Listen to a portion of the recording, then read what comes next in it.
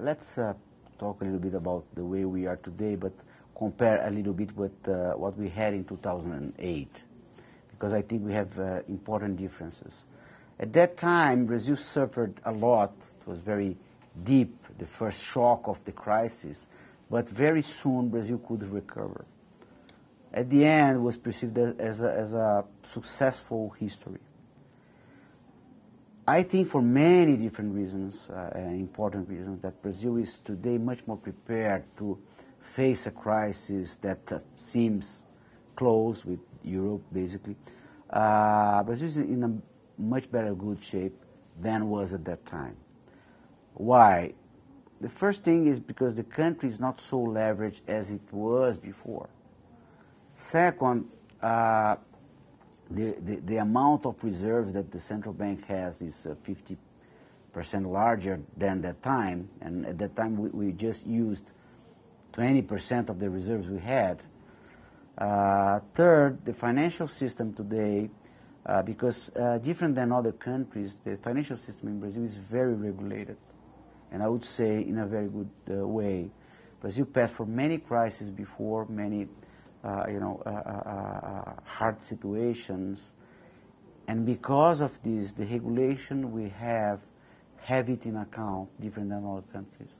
So we don't allow a bank to leverage so much as abroad, because we know that sometimes when you have a stress, this leverage can hurt a lot the bank, and because of our history. So at the end, the whole rates of leverage and so on and so forth are much tighter than abroad. And the central bank, I would say, is much closer with the system, understanding, following the behavior of the system than you have abroad. At the end, in terms of leverage, our banks, our whole system is very unleveraged, different than we had in U.S., not anymore, but we have in Europe today.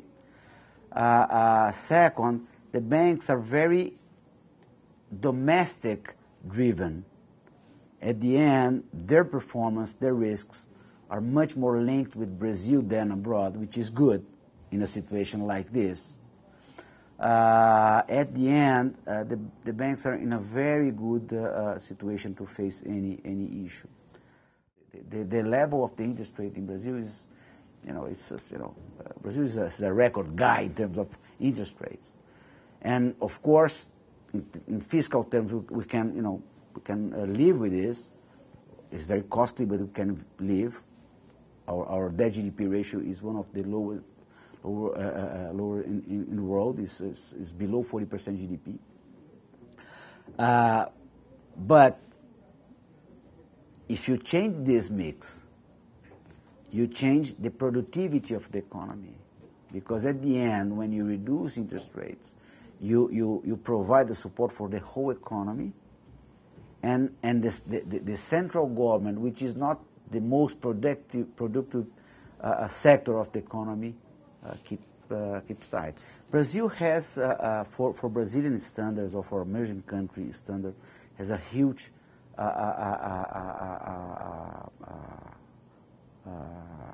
funds or capital markets industry. Just to give an idea of the size, we have 2 trillion reais of the. This is the size of the mutual funds industry. It's pretty big for the size of the country. Why? Because most of the save of the citizens in Brazil are here, not abroad, as you have most of the emerging countries. So at the end, it is an important industry. Also, the capital markets industry improved a lot, not just because Brazil improved in the macro, in its macro fundamentals, but because the whole legal framework was improved last 10 years, and then we have a real live capital markets with IPOs, etc., etc. And of course, this is changing completely the way the companies are behaving, because now they have capital to invest different than before, and so on and so forth.